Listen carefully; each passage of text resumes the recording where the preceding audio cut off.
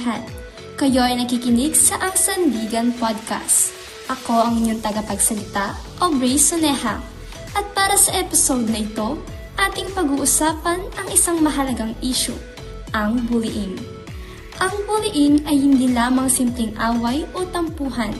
Ito ay paulit-ulit na pananakot, panliligalig o pangiinsulto ng isang tao sa kapwa niya. Maaaring ito ay pisikal, tulad ng pananakit, verbal, tulad ng panlalait o pangungutya o social. Bakit nga ba ito delikado? Dahil hindi biro ang epekto ng bullying.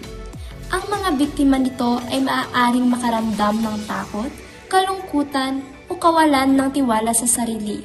Sa matagalang panahon, maaari rin itong makaapekto sa kanilang mental o emotional na kalusugan. Kaya mahalaga na ito ay agad na aksyonan.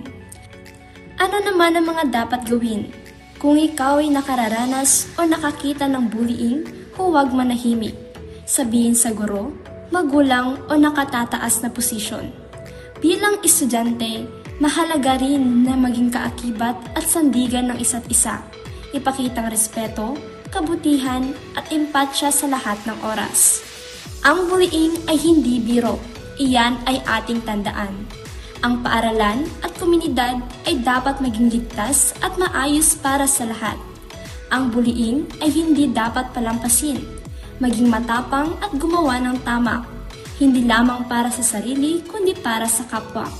Hanggang sa muli, ako ang inyong tagapagsalita, Aubrey Soneha. Ito ang Sandigan Podcast. Maraming salamat sa pakikinig.